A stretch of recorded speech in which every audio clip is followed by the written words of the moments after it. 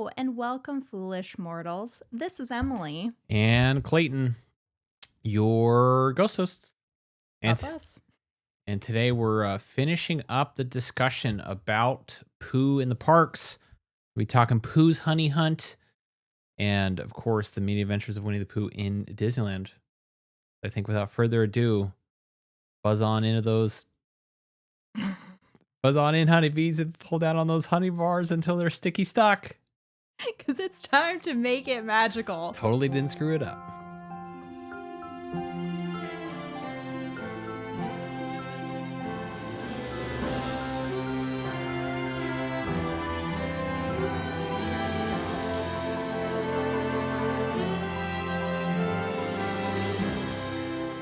Okay, honey bee, are you ready to buzz on into some Disney history? Let's buzz on into some more Disney history. That's right. We're currently not here. I mean, we are here because you're listening to us, but we are not here. We are on vacation. And if you aren't following us on social media, on Instagram, now's the perfect time. Yeah, you should. Come on. Head on over to @MakeItMagicalPod. Follow along. We are in Alani. Mic drop. We are in Alani. We took advantage of there being slightly discounted rates during the off season. That is winter-ish time. So we still supposed to be nice weather. Yeah, it's still supposed to be nice Hopefully weather. So current me I'm okay with from that. the future is saying that as we're there sitting on the beach. So we are in Alani. So we're gonna get right into it. We don't if you're on vacation, you can't have any mousekeeping, of course. But yeah, follow us along @MakeItMagicalPod on Instagram. You can follow my travel agent. Oh. Who booked you at Alani? Who booked my Alani trip. You can follow her along on Instagram as well. That's me. That's Emily, by the way, in case you didn't know.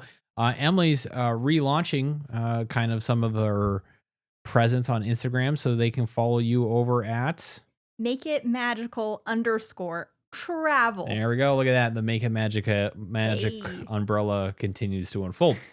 Yeah, my travel agent, again, Emily, booked it all. I didn't have to do anything. And all of her services were free to me, they're also free to you as well if you choose to use her.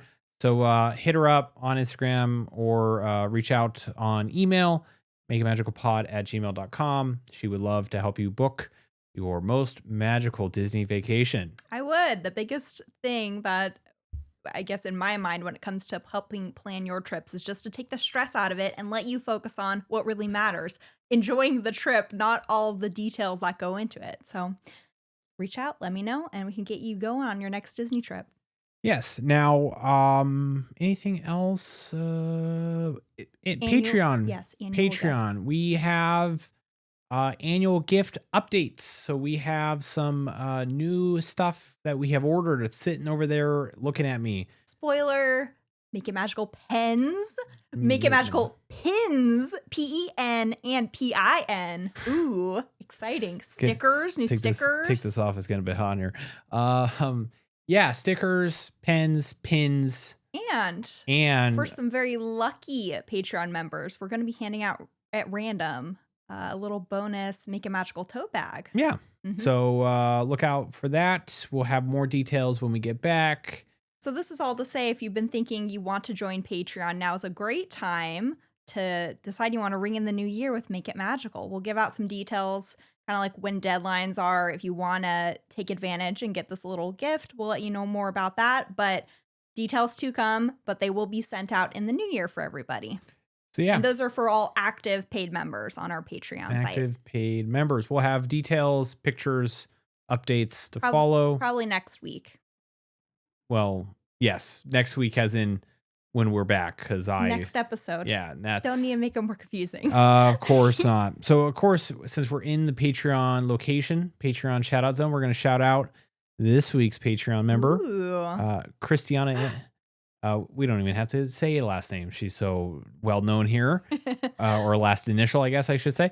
Christiana, she is our Patreon member of the week here. Longtime supporter of the Make It Magical podcast. Yeah, pretty much. I think I started talking to her from the very beginning. We started the show. Yeah, so she's an OG around these parts. So she is our Patreon patron of the week. Yeah, big friend of the pod. So like I said, Hey, she also loves Winnie the Pooh, so and this is very fitting. look at that. And she loves Winnie the Pooh. This one's to you, Christiana. This one's to you. Now, we can get into it. Of course, I think that means, of course, before we do that, I guess, if you're watching on YouTube, you know the drill. Like, comment, subscribe, all that fun jazz. Yeah, don't you forget. Don't forget it. So I think now we can get into what would Walt do. Okay, I actually have a Walt Disney quote prepared this week. Hey. You know, I've always had a feeling that anytime you can kind of experiment or do anything, you ought to do it. You'll never know what'll come out of it. And I have that feeling today. If my boys come to me with an idea, if it sounds plausible to me, if it sounds possible, I try to go with them on the experiment because you'll never know what'll happen. Does that make you curious why I put this quote for today's episode? I am curious. Well, let's say it has a little something to do with 3 words I like to call Pooh's Honey Hunt at Tokyo Disneyland. Well, let's talk about Pooh's Honey Hunt over in Tokyo Disneyland. Pooh's Honey Hunt. So when we left you last week, we just opened up Mad Hatter. Not the Mad Hatter. The Magic Kingdom Pooh Dark Ride. What's that other one? The Many Adventures of Winnie Toad, the Pooh. The Toad. What's the frog? What's Mr. Toad? Mr. Toad, yeah. That's what? Lost. Some Disney fan you are. I need a water or coffee or something stat. Mr. Toad had just been kicked out Fantasyland. Pooh moved on in. So we covered the opening of the Pooh Mini Adventures of Winnie the Pooh in Magic Kingdom. And so here we are. We're over into Tokyo. We're picking up the Pooh-eases.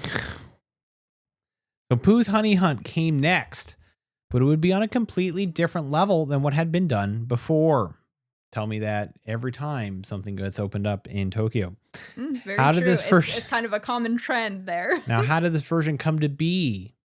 Clayton. Yeah, I know. That's why I left it there Emphasis on double E. So during the same period of time where Magic Kingdom's Pooh ride was in development, Imagineers were hard at work on the upcoming Tokyo Disney Sea.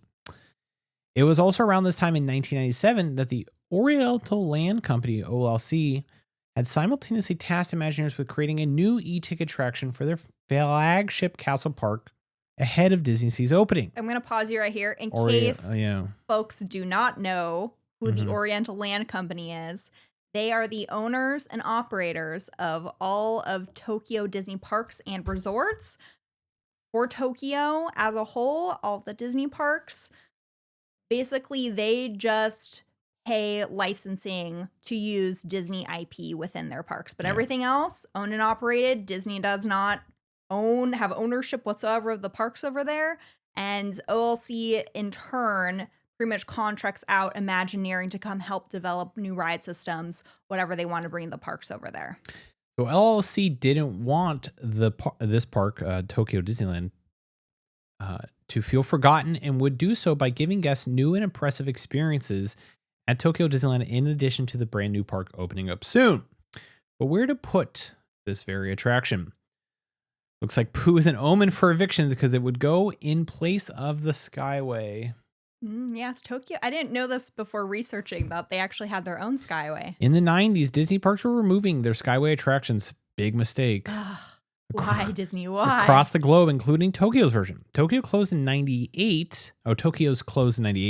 In the area where the Fantasyland station once stood would now become prime real estate for this new e-ticket. You know who's looking to take a residency over there? Did you know that you can actually see the last location of the Skyway in Disneyland when you're walking in Fantasyland? And if you happen to be in the parks with Emily, she will point it out to you every single time. Once a day, you're in the parks when you walk by it. Actually, oh you my can't goodness, quite see the location anymore. You used to be able to see the abandoned station up on that hilltop in Fantasyland. Yeah. Now the only remaining remnant of that attraction are like 2 steps that used to be where that would walk you up to that station. And you mention it every time. Those are 2 prime steps. It's back Bit behind. of history there. It's right back behind the Fantasyland pickle cart, not the churro cart. The pickle cart. Don't they have a Dumbo churro cart right there too? I thought the Dumbo churro cart. Whatever. We don't have to go into this. So they even plan to move the adjacent Alice teacups to free up an even larger plot of land. Their only instructions provided from OLC were that it had to be an e-ticket and handle 2,000 guests per hour. And Imagineers set their sights on no other than Winnie the Pooh. Winnie the Pooh. Winnie the Pooh. So let's introduce an innovative and new ride system. But before you do, I just want to comment on the fact that they also decided, hey, while we're at it, let's just move the teacups as well to a completely different part of Fantasyland so we can really create something big. You would say that the OLC is just super into it. They are. Pooh's Honey Hunt began its life as a boat ride with guests in honeypots or umbrella ride vehicles floating through a flooded 100-acre wood. There's also some really cool concept art that goes with both of these ideas. Yeah. I think they look great. But the idea to have people in umbrella ride carts, very that's fancy. pretty unique. I like that. But plans quickly shifted once Imagineering learned that R&D was already working.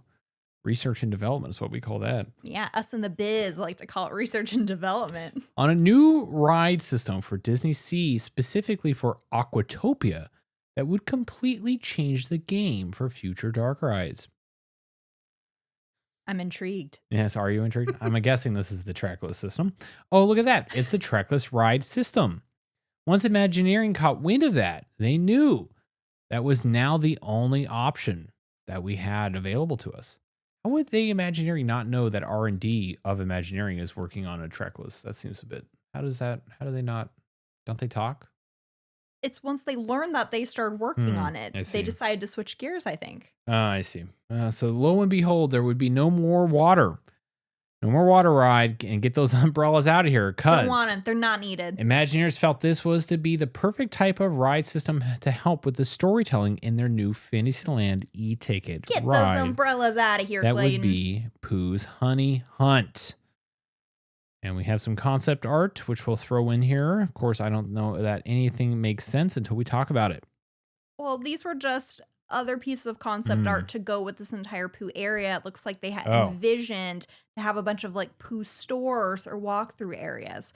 Very cute. They have, for example, like Pooh's Honey Spot, which looks like similar to California Adventures Cars Land, like Fillmore's area, where there's like snack carts where you can get pickles and all of that.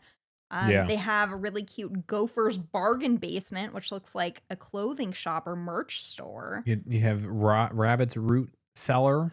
Very cute. Don't know what that one is. And then Owl's Wisdom Workshop. Oh, Owl. And Rue's Reading Room. I'd like to go to the reading room, please. So this was a huge deal.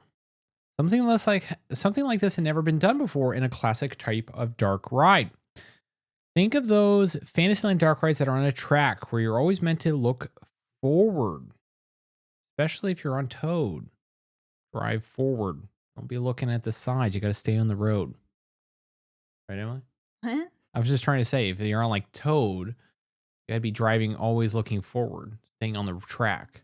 Because if you turn that car wheel too hard, you might fly off the track in Toad in Disneyland. I mean, yeah, that's what I thought as a kid. Yeah. I know, you told me that recently. Now, this was a concept of looking in all directions with the track list. No longer are we beholden by the track. We can go there. We can go left. We can go diagonally. We're not tied to the chains of the track. We can go up. We We're can go set down. free. Well, we can kind of go up. We can kind of go down. Tower Terror, you can. Just don't look at it wrong or breathe on it because it'll break down. I say that in jest, but because, I'm actually not sure how much Pooh's Honey Hunt in Tokyo breaks down. I don't hear. Well, we're not locals or anything. I don't think that's a surprise. I don't hear. So I don't hear much about if it's one of those problematic rides that's always going down or not. Now, this was a concept of looking. One of the reasons for developing this ride system was a mandate by the OLC to create a ride system that would appeal to all ages, opposed to a dedicated wire embedded in the floor, which was utilized in rides like Walt Disney World's Tower of Terror and the extinct legends that were the Great Movie Ride. Oh, and the Universe of Energy, Ellen's Ellen. Well, now we have to distance ourselves a little bit from Ellen's Energy Adventure, but you can say Universe of Energy. That's the first iteration. Yeah, I do. Of it. I mean, come on, that's That's premium Disney. Come on now.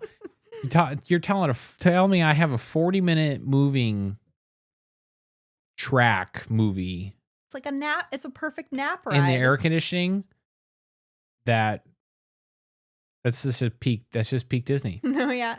Plus dinosaurs. Ah, Yeah, and dinosaurs, but not dinosaur, just regular dinosaurs.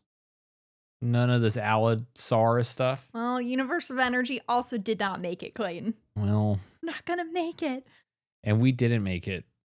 All the dinosaur rides did not make it. Yeah, what's this newfangled Guardians of the Galaxy stuff? Let's pour one out for Ellen's Energy Adventure. What about Great Movie Ride? Well, yeah, Oh, obviously. I will never get over Great Movie Ride going away. So instead of the fly-by-wire system of these rides, we would now have a new array of very technical sensors. Yeah, so no longer just the wire in the ground, Yeah. which, I mean, for the time when Great Movie Ride opened and Universe of Energy, that was high-tech stuff. I was the first time I went on Great Movie Ride, I guess, and Universe of Energy, or it was Ellen's Energy Adventure the first time I rode that. Yeah. I was like blown away. It was basically a moving movie theater. Yeah, and I want it back. Clayton longs for the days of those attractions. Well, it's been replaced by Ride I Can Hardly Ride. That's the problem. It's a great ride, though, at least. Yeah, I just can't ride it because I'm getting old. Ugh. Clayton. But now, this modern advancement in tech was actually quite revolutionary. We're getting a big upgrade to now what is known as modern trackless ride tech. Modern trackless ride tech. Now, how does it work? You might be asking yourself because, Explain it, Clayton. You're a tech guy. you see it everywhere. I'm a tech guy, really? That hits low. Why? I don't know. I think you're an expert in tech. I'm an You expert. should feel honored. I'm an expert in networking, which is a different type of tech. No. I'm just kidding. I'm kidding. This is like sensors and gizmos and doodads. This should fascinate you, though. Too much behind the curtain sometimes ruins the dream, if you know what I mean. Does it? Yeah. Yeah. So basically the trackless ride system would work with this series of pucks underground that talk to the ride vehicles above using a centralized computer. You can just think of that one red computer from Tron. Ooh. You don't hear that sound on the ride. Yeah, because that's underneath the ground.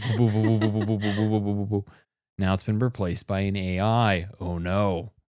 Don't bring AI into this episode. Let's keep this fun. Sorry, I get assaulted by AI every week at work, so I'm just like, Clayton, I got AI on the brain. Not bring us down to Who's reality. got AI on the brain? If you want to get a little bit more nerdy, because I always do. You're talking to a couple of them. The vehicles will use what's known as LPS, not GPS, LPS, local positioning system, in which Wi-Fi, oh no, now we're coming into my domain. Wi-Fi is employed to communicate vehicle location down to 1/8 of an inch on the old computador. However, this level of innovation would not be cheap, and it never is the first time you implement it. But there's nothing like a blank check, and the OLC, well, they are willing to put their money where their mouth is to meet those high expectations. Pooh's Honey Hunt ended up costing around $130 million at the time. This is in 1990s money, right? Yeah, we were talking, I think, 1997. Yeah, which is clearly probably like at least double by the time we're talking about it. I have the adjustment here. Sorry. Hey, you didn't think I came prepared? Are you kidding? Oh, I was trying to guess it. But this number also included the price to move the teacups as well, or at least that's what it seemed like in my research. Now, adjusted for inflation, that's about it's just over $240 million in today's dollar bills. Now, let's put this into perspective. The OLC was willing to invest more money into Pooh's Honey Hunt than it cost to build Expedition Everest. I couldn't believe that fact. Well, considering everything I've ever heard about Tokyo Disney, I am not surprised. There's a lot to admire about how they run their business over there. It's all about creating the best possible experiences for guests. Keep in mind, Pooh's Honey Hunt is a dark ride, and they were willing to gamble investing this much money into was what was considered Yeah. just a family attraction. Yeah. You know, this is why okay, it's so incredibly short-sighted you on need the to U.S. hold on, parks. Clayton, because you're gonna get really angry when you realize the time frame of all of this.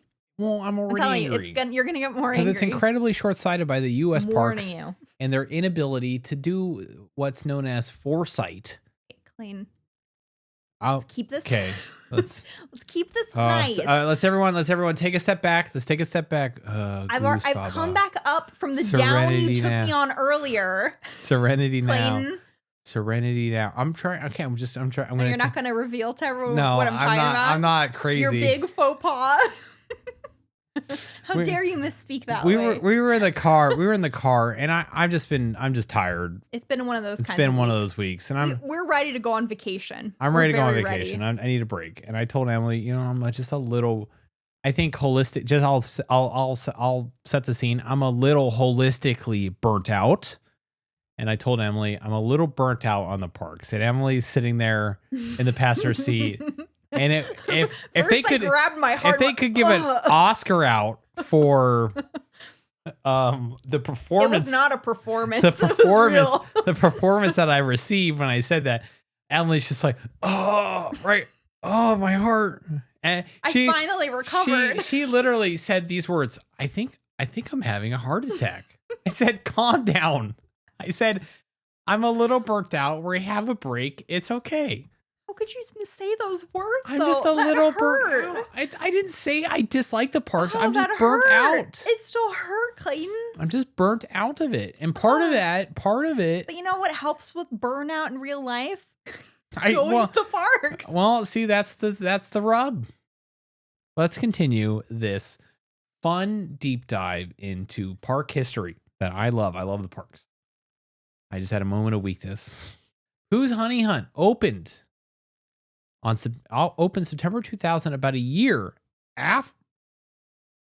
Really? Only a year after Magic Kingdom's Pooh ride. This was all happening at the same time. Remember earlier when you read I know. OLC was developing this at the same time Magic Kingdoms was in progress? I know. I'm sure that OLC's rebuilt Pooh's Honey Hunt about 4 times.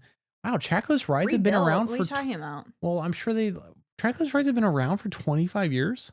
This is why you're going to get angry. And we only got one of them in the U.S. parks in like 2020. You're going to get angry. We only got like them in the U.S. parks in like 2019. That's coming. Don't worry. Come on. What is this? This is ridiculous. They haven't had to rebuild the attraction because they did such a good job from the beginning. It's not like Space Mountain where they ever had to tear down or redo big sections. Even if they were going to rebuild it, they would just rebuild it. They wouldn't even make it a thing. Now, it would mark the first attraction open that utilized the innovative... Did you finish the sentence and opened a year after Magic Kingdoms? Yeah, I did. Okay, I don't know. I'm not sure if you just stopped because you were in disbelief. No, I said it. It would mark the first attraction open that would utilize the trackless ride system. It was open to high praise, high wait times, and remains one of the most popular attractions in that park to this very day. It's true. It's still very, very popular over there. Would feature more advanced everything compared to the Magic Kingdom version and all of the dark rides that had come before it. It's like the new Darth Vader of dark rides. That was a bad joke. I don't know where I was going with that. I can't help you. It had it all. Animatronics, technology. It's got everything. It's got everything. We can't repeat anything that's said in that bit because it's not appropriate. Stefan. It had it all. Animatronics, technology, and trackless ride vehicles. All cars in Honey Hunt are very different experiences, but in a way where you're not missing out on any key plot points. So what I'm gathering from this little nugget right here, if you ever go to Tokyo Disneyland, it sounds like you gotta ride Pooh's Honey Hunt more than once. They brought in the famous honey popcorn for the opening of this attraction. It was so popular that they needed to bring in multiple carts to handle the crowds. I had to make a point of this because back in the day, when the Many Adventures of Winnie the Pooh first opened in Disneyland, they had a honey popcorn cart. And I believe it is in place of where... I think it's the churro cart in... Probably, yeah. I was about to say Critter Country. It's not Critter Country anymore. Bayou Country. Bayou whatever. Yes. But it was so good, and they got rid of it. I want them to bring it back. Yeah. It's delicious. It has an understated entrance, which was intentional. Imagineers made it look like any other unassuming traditional Fantasyland dark ride. It's a great idea having guests enter a book facade that foreshadows what you'll experience on the attraction and introduces guests to the world of Pooh, so that even if they come in knowing nothing about this storybook world, they would understand the characters by the time they got on the ride. I love that. It really plays into the classic Fantasyland dark ride feel, down to having a mural on the side of the wall in the loading station, like all the classics that came before it. It's at the start of the ride that guests get the first wow moment where everything changes in the storybook and the 100-acre wood comes to life around you. That's part of what makes this dark ride an e-ticket. It's not just the ride system, but it's also what's happening all around you to make it an unforgettable experience. And we won't tell you what makes it an unforgettable experience because we don't want to ruin it. And we don't I also even don't know. want to ruin it for myself. We don't even know because we've never been. Yeah. What do you think of this cute little storybook facade? I like that. It's very cute. It's cutie patootie. Yeah. It's a very cute patootie. Now, fun fact about the development of this attraction. Tootie? Oh my goodness. Now, a fun fact about the development of this attraction, because we're in the fun fact section. We are. The film portions of the ride were animated at the Disney Feature Animation Florida, which was inside the Disney MGM studios, which we've mentioned a few times on the show, predominantly in Brother Bear and there was one other ride, one other movie. What was the other movie? I don't remember Brother Bear. episode we mentioned it. Okay. Mulan, Brother Bear. We didn't even talk about We Mulan. never talked about Mulan, but Mulan was animated there too, yes. Brother Lilo Bear. and Stitch was animated there too, wasn't that's it? right, yeah. So Disney MGM Studios, formerly, now Hollywood Studios. Now Hollywood Studios. But yes, real working animation studio there back in the day. Here's a wait time fun fact. It isn't just the Haunted Mansion and Tower of Terror that have the fun secret meaning behind 13 minutes, meaning it's a walk-on. In Pooh's Honey Hunt is posted as an 8-minute wait. It's a walk-on, but why 8? The word hachi in Japanese means both 8 and B. How cute. I love that. Very cute. Aquatopia. I like how you said that. Aquatopia. Aquatopia was the next trackless ride to open in Disney Sea. Disney-owned park wouldn't receive a trackless ride until 2013 for Mystic Manor in Hong Kong Disneyland. So we're not even talking about domestic yet. Sorry. Remy's Ratatouille. That took 13 years for it to go to another park. Remy's Ratatouille Adventure would arrive in Paris in 2014. The U.S. wouldn't receive the first modern trackless ride until 16 years after Pooh's Honey Hunt, with the opening of Luigi's Rollickin' Roadsters in 2016, and that's what got the trackless. That was the first one. I was so excited. Oh, and that is so disappointing. I was so excited though when it finally came. I'm like, oh, I finally can get on a trackless ride. Don't worry, you're still going to get more upset later on. Then we get a renaissance of trackless rides finally coming in waves. We have Rise, we have Mickey and Minnie's, and Ratatouille in Walt Disney World. Of course, also the Rise and Mickey and Minnie's in Disneyland. Beauty and the Beast in Tokyo Disneyland. Probably more in the future. We will see. They're so trackless rides. They're so hot right now. Yeah, they'd be a lot hotter if they weren't breaking down as much. Pooh's Honey Hunt remains a highlight for park goers and is still widely popular, being 25 years young. It's still young. Hey, my sister went on that and they said it was one of their favorites of Tokyo Disneyland and Disney Sea. Its opening would mark a huge turning point for Tokyo Disneyland and further instill their confidence that they wanted to do things that were special and unique to their parks. Very exciting. We're going to move on to Disneyland. We're going to Disneyland, Clayton. We are going to Disneyland. We're going in January? I meant we're talking about Disneyland's version of Pooh. Oh, you're not talking about us. No.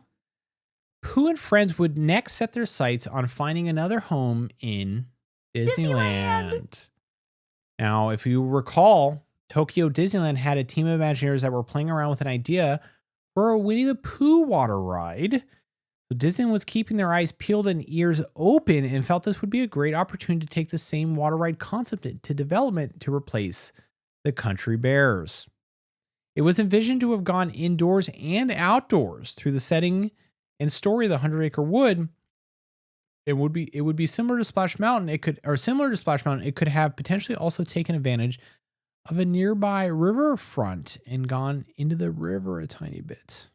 Didn't take you quite a bit to realize that We don't Splash need to. actually goes into We the don't. rivers We of don't. America? We don't need to say that. Wouldn't that have been cool if your Yeah, honey pot gets to float a little bit into the river? that would have been very cool. So we have a very cool piece of concept art, which I think a lot of people, when they see this, they automatically assume it was for the Many Adventures of Winnie the Pooh that we got. But if you look closely at it, there's a lot of detail that shows you going through the floody place in a honey pot as if you're bobbing around. And it even shows outdoor portions where you can see like they Mm. have Tigger in a honey pot and he's basically going through the little river or pond that's outside the main attraction. Hmm. So very cool. This piece of concept art is beautiful. Now, at this time, OLC would have done the R&D for the ride, and Disneyland would have had to cover the costs of actually building it. The location of the Country Bear Jamboree was turning into a bit of a ghost town. I think it would have hit its stride now. It would have hit the nostalgia. It still has the issue. This could change once Well, also, Disneyland yeah, Forward it's happens, true, depending yeah. where they expand. But Winnie the Pooh also has this problem of the placement it's in the Yeah. park. It's helped with Galaxy's Edge Galaxy's being Edge being a new a route that you can go. thoroughfare, Yeah. yeah. But it used to be But that back was in the day. you would really have to think, do we want to go to Splash Mountain or go to Winnie the Pooh? Because it was the very dead end Yeah. of the opposite side of the park than where you would have to get out and exit. So it makes sense Country Bears was struggling at the time Yeah. when it was the very dead end of the park. You have to go quite a ways to seek it out. Yeah, that's unfortunate. People were losing interest, and the Country Bear Jamboree was on somewhat of a slow decline, which is unlike Magic Kingdoms, where it's still proved to be very popular today. And keep in mind, Disneyland's actually had 2 theaters. Oh, wow. Double the capacity. Oh, wow. In reality, this idea was a win-win for Disneyland Park Management. Maybe not so much for fans. I know this wasn't quite as big of a deal as Mr. Toad's Wild Ride getting evicted for Pooh and Magic Kingdom. However, there were some upset fans that Country Bears was going away. The Pooh Edition would reinvigorate a dead end of the park, all while saving costs. Now, here's where the rug got pulled from underneath them. Once OLC switched to a trackless Pooh honey hunt concept, and Disneyland found out the cost, there was no way they were going to pay for such an expensive ride, and in their eyes, it was just a cutesy Fantasyland dark ride. They didn't understand. They're like, we're not going to invest that kind of money in just Wouldn't a this- dark ride. Wouldn't this been the one guy you don't like that would have been the leader of Disneyland at the time? Paul Pressler, Yeah. probably. Isn't he like on your F tier He's list? not such a great person for parks management. Let's just say, I don't know if Disney really officially says this, but okay, we'll say rumor was that when he was around, he was wanting to shut down the Tiki Room because he didn't see it as it being worth spending the money to keep it operational. What a doofus. Jeez. Okay, I thought you'd be more upset by this. We could have had Pooh's Honey Hunt in Disneyland in the early 2000s. But no. Yeah, They didn't even have to pay for the research and development costs. They just had to pay for putting it in. I mean, it's still very expensive, but they just didn't see the value and put in investing this kind of money into this new ride tech, into an attraction of the sort that isn't a roller coaster or what they deemed would be considered an e-ticket, when clearly they were very wrong from how dark rides are now. Yeah, it's just the one unfortunate case of how U.S. companies are run, which goes even outside of Disney. Yes, we're not Just just like- you're not just singling Yeah, out it's Disney just like, here. and you know, Universal's kicked their butt some with Epic because they put their money where their mouth is and spent a bunch of money, and Disney has kind of waited some. It's just like you kind of have to invest, and it pays off. there's at a certain point where you have to actually, invest money. Mm-hmm. Like this is like if they invested money in this and did it in 2000, like it's they have It's a game changer for the U.S. parks. Yeah. Well, even still with like Epic Universe, there's stories of behind the scenes of things that also got cut just because they didn't. That's how it always happens, budget cuts, and it could have been even greater. But we need to go to be able to see for ourselves and speak on it in its current state. Yeah. Now let's go. Not worth investing that kind of money, Clayton. Wrong. So wrong. How don't you wrong know? They were. Don't you understand that like you build something good, no matter the cost. It's an appreciating asset in the parks. Thing, though. It's like no matter what the cost is, as long as it's a quality product, people are gonna go. They're gonna talk about it. It's gonna make them want to come back. Yeah. You're gonna make the money back. Yeah. That's how it works. You will make the money back. Mm-hmm. Shocker, I know. So in another reality, if Disneyland hadn't been so tight gripped on their wallets, Paul Presser, or whoever else, that's gonna be really bad if we're wrong about who was the CEO. I know he may not have been. Sure, it was around this time. He may not have been the one, but he's notorious for making some decisions that a lot of say they were in line with a lot of Bob Chapek-ish decisions. Like I get it. Sometimes you have like headwinds, and there's you a have balance though. There's a balance. Not everything is just your earnings per share. You can't spend everything and expect it's going to be a great outcome. There's a nice balance to this. Yeah, but sometimes you got to spend money to make money. So they say. We could have had dark rides in the U.S. parks as early as 2003 with the. This hurts my heart. With the trackless ride system. And basically what is referred to as one of the greatest dark rides ever created. That could be in Disneyland. I could be doing that. I could be hitting Splash and then Pooh's Honey Hunt. Oh, man. But what am I doing? I'm not doing that. I mean, I do really like many adventures of Winnie the Pooh that we have. But when I know what also exists and that there could have been another reality and we could have had Pooh's Honey Hunt, it's hard not to be a bit upset. Plus, isn't our Pooh shorter? Ours is shorter. We will get into that as well. Unbelievable. Well, part of that problem, Disneyland is smaller. But we had 2 theaters, right? So wouldn't we have more room in that area for what they were doing? Keep going. Oh, sorry. Just keep going. Sorry, did I ask a question that we're going to talk about? So that didn't happen. Instead, Disneyland would give Country Bear Jamboree the boot and rather put in a version similar to Magic Kingdoms. Poor Country Bears. Yeah, let's talk about building this attraction that we all know and love. Disneyland's mini adventures in Winnie the Pooh would cost around $30 million. About $100 million less. Actually, unbelievable. Is it unbelievable to you? It's literally unbelievable. With most of that cost going into the renovation of the old Country Bear building, this actually presented a lot of design challenges since Disneyland is landlocked. And this attraction had to fit within the confines of this building.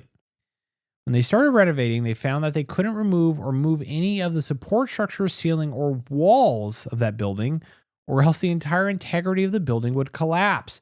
Ooh. Here's an idea. How about we tear it all down and rebuild it? Cost saving, Clayton. How about we not be such penny pinchers? Okay, Clayton. They had to build the ride around the existing walls and structures. The floor had to be leveled out since it used to be slanted for the Country Bear Jamboree.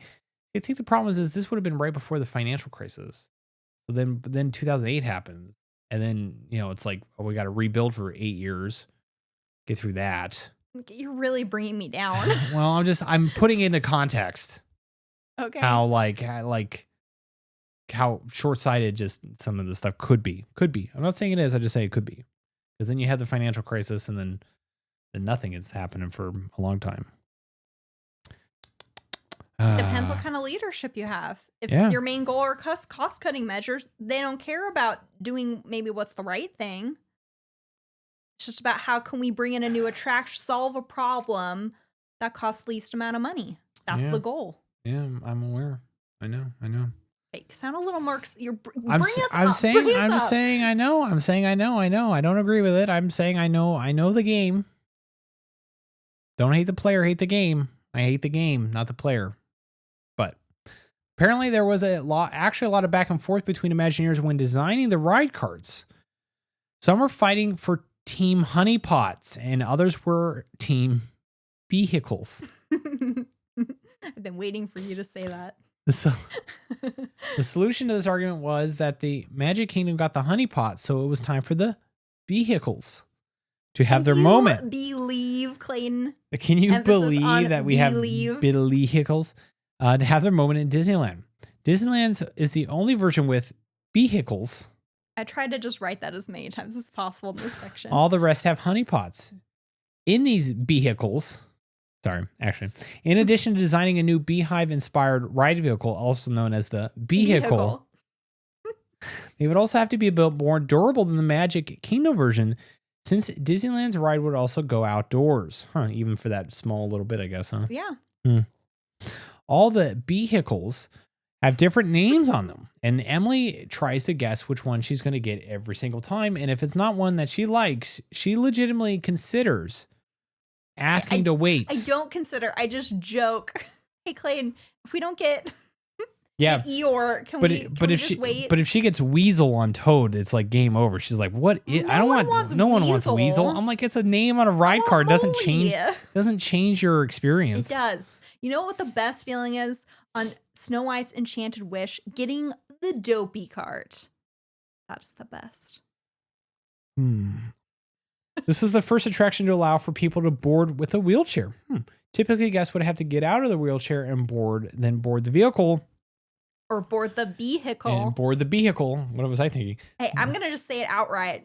Disneyland, they have the best vehicles. Vehicles. The vehicles. Much better than the honeypot. The vehicles are just absolutely betastic. They are. Honeypots are cute. Don't get me wrong. But I really like the Disneyland ones. Do you agree, Clayton? Yes. Now, these I don't even actually remember what the Magic Kingdom ones look like. So they just look like honeypots. Oh, well, I couldn't tell you. I think there's photos later on of maybe the other international parks. The ride cart, the vehicles are almost a toned down version of the Indiana Jones Expedition Jeep. Not vehicle. The cart is attached to a platform so that the cart can have motion while it still remains on a flat surface, allowing for the carts to have this gentle rocking/bobbing motion the entire ride. Now, we're not sure how accurate this is, but we did hear, and by I say we, I mean Emily, did hear that they bounced when the ride first opened, but this was quickly abandoned at Disneyland since it caused too many operational difficulties. Yeah, right now, for the entirety of the ride through, you kind of just do like a nice bobbing motion. It doesn't change ever. In Magic Kingdom, the honeypot vehicles allow for the ride movement like up and down in the Tigger bouncing sequence, where the Disneyland vehicles are much bigger and more tank-like. That's right, baby. You were like tank-like, huh? Pooh's rolling up in a... trying to think of how to say Panzer, but with a B pun. Huh. I don't know. Pooh's rolling up in his... Like, man, I can't think of any tank-related puns that use the word B. You know what? I don't think there's many tank-related puns to be, like, period, Clayton. I'm sure I could come up with one.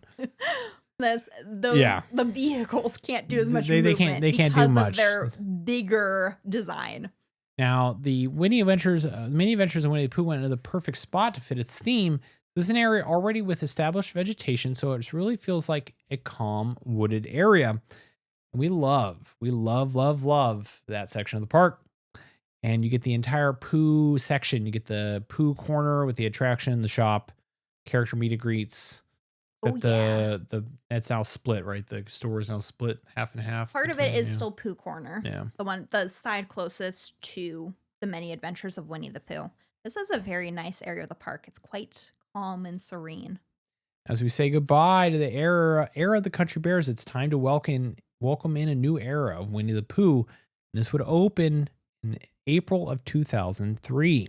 That is right. Now, as with any kind of attraction deep dive, we need to throw some fun facts at you. This ride offers the Roo Pass, which is essentially the Buddy Pass. So if you were a party of two, or two and a small child, two with a small child or something like that, you can go up to the cast member. If they're doing the Roo Pass, they'll give you a little slip of paper. You'll walk out. You'll walk to basically the exit of the ride. You'll give it to a cast member. They will use you to fill in a cart if they're lacking one row. Disneyland is the only version of this attraction that with an outside loading area. I do quite like this feature. Music in the Disneyland queue was arranged by Danny Elfman, but they got the original musicians from the movie to do the music for the queue. Richard Sherman can be heard in the Heffalumps and Woozles part of the queue, and there's a part where there's a kazoo, and he's the one playing it. There's a Heffalumps and Woozles part of the queue. Music. The music that's playing in the queue. It's like, what are you talking? There's not no Heffalumps and Woozles part of the queue. You're just outside. Are you registering what you're reading? Yes, of course I am. Honey can be found spelled correctly 3 times in the ride. Oh, can only be found spelled correctly 3 times in the ride. If you want a fun game while you ride this attraction, look for it try and find all the different ways that honey is spelled. Fun fact, when I was a kid, I thought Hunny looked much better than Honey. Obviously. Doesn't it? Yeah. It just makes sense. It makes sense. Let's bring in some Country Bear connections. The narrator of the ride is Peter Renaday, who also voiced Henry in the Country Bear Jamboree. In the Heffalumps and Woozles scene, there's a very center where there's the very center where Pooh's in the honey pot hot air balloon and he keeps getting lowered and raised. That marks the exact location where Teddy Barra? You should know this, Teddy Barra. Teddy Barra, I knew that. Would descend from the ceiling and swing back and forth. I kind of miss her old shtick, but I guess it's a little bit more sensitive now. Do you not find this so cool? Yeah, I mean, it just makes sense. Just use that same mechanism. Oh, that's awesome. This is one of the 2 mechanisms they had for the show.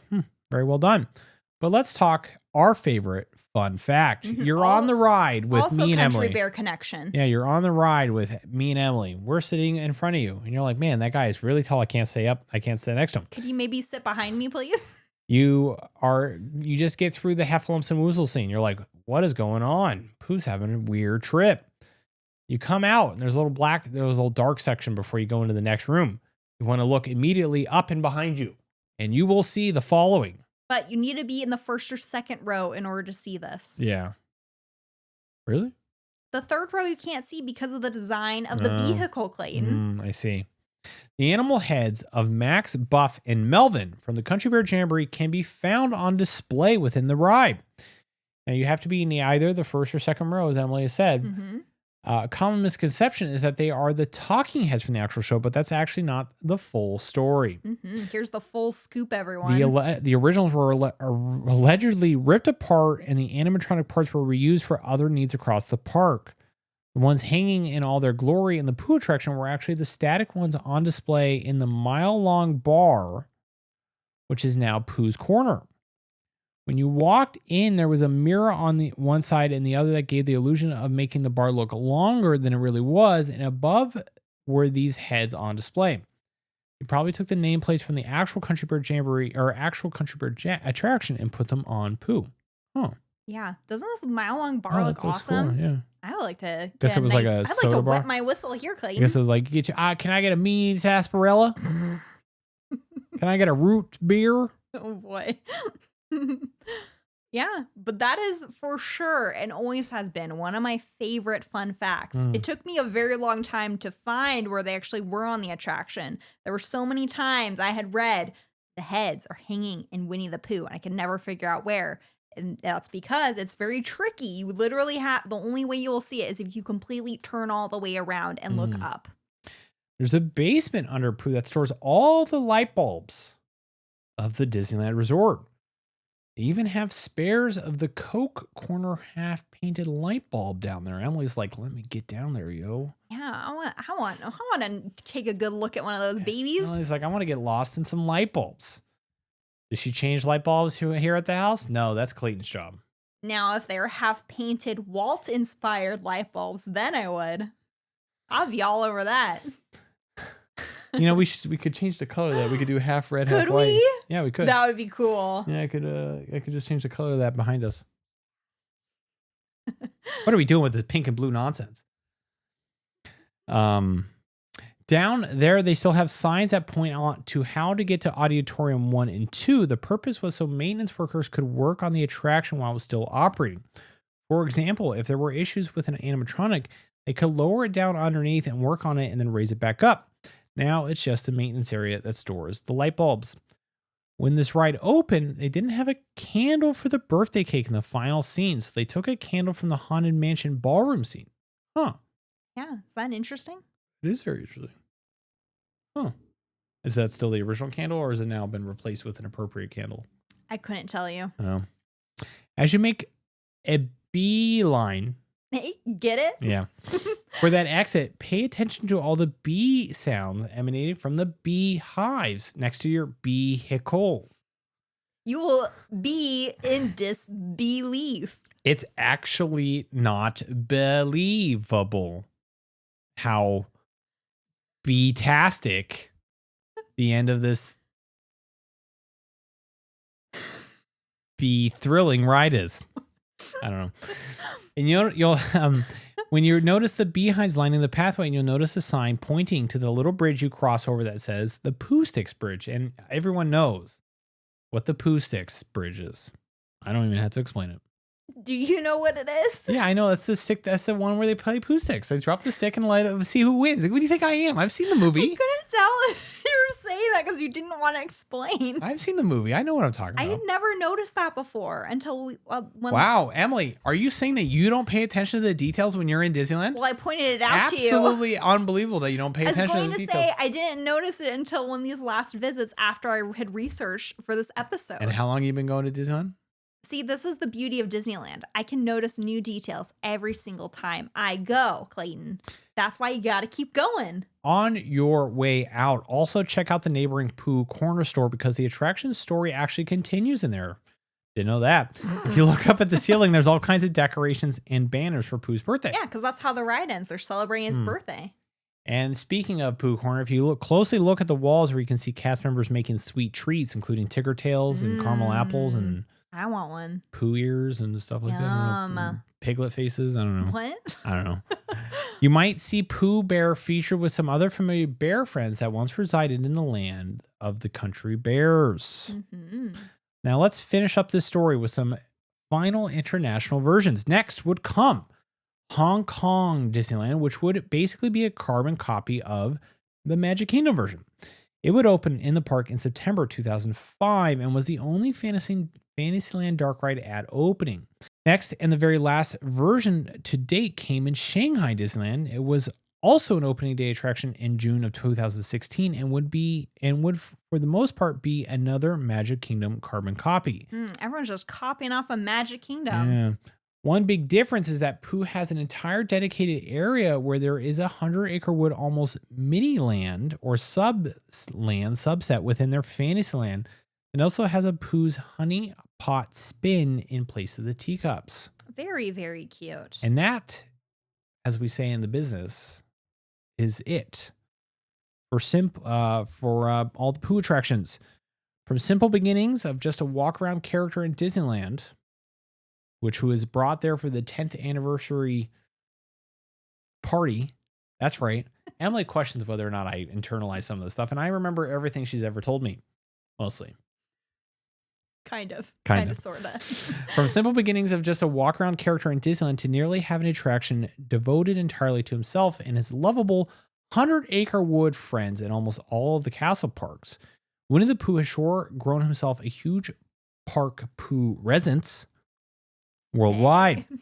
And that's the history of what it took bringing all the versions of the mini adventures of Winnie the Pooh attractions and Pooh's Honey Hunt to life in the Disney theme parks. That is it. And there you have it, did everybody. a whole episode in an hour. What's the possibility of that? There we go. So we are in Alani. We will be back. Oh. What? Oh. I was going to reflect on Winnie the Pooh in the parks. No reflection here. All right. So has this convinced you? Don't you want to go on Pooh's Honey Hunt? Well, we already said that that's on the bucket list at some point. Yes. I just want it on record for the listeners. We've talked about it multiple times, I'm sure. Yes, but it's good that he's got that kind of presence. He's got a staying power. Pooh is kind of timeless. Pooh's up there with Mickey Mouse. He's very timeless. So it's nice that he's got an attraction in most parks because he speaks to many different cultures. Language in that case is not a barrier for what you Re- can get out of Pooh. So yeah, he resonates very he resonates deeply very with a deeply with wide audience. yeah. So it's good that he's able to be enjoyed so widely across the world in all the Disney parks. And I'm trying to think of other attractions that have that kind of presence in all of the parks. I mean, um like we had mentioned in last week's episode, the only Haunted exception is Disneyland Mansion, Paris. They don't yeah, have a Pooh dedicated attraction, but all the other ones do. That's Haunted Mansion I esque. mean, yeah, Haunted Mansion comes close, Small World comes close, but I'm thinking of an IP that has something Probably. to that degree. Peter Pan probably comes close, some of those It's older ones. that's where it gets tough because the IP is a little bit more doesn't always resonate in It's certain true. cultures, but I think Pooh kind of does in a way again that a lot of cultures can resonate with that doesn't yeah.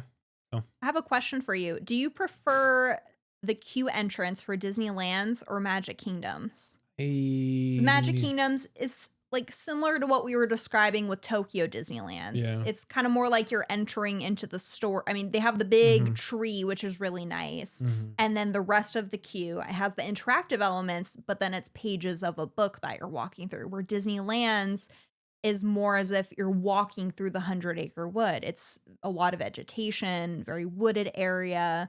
You can hear water rushing past. There's Eeyore's house.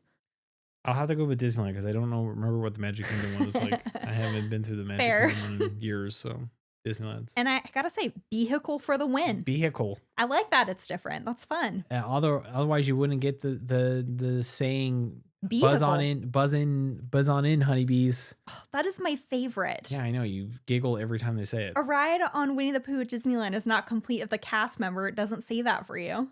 It's hilarious. Okay. Pull on down those honey bars, honeybees. Make sure they're sticky stuck. All right, no more Pooh nonsense in here. Buzz on out, honeybees. All right. Make a beeline for the exit. All right. Like we said at the top of the show, we're in Alani. We'll be back next. Aloha. We'll be back next week with a history of Alani episode. Oh, I'm surprised you're not making a comment about what you said to me earlier. Which we have to pre-record tomorrow before we leave, so that I know. This is a legitimate conversation Emily and I had. Emily's like, well, don't you want to know all the cool details before we go? And I was like, why can't I just experience them there? I have to do homework before my vacation.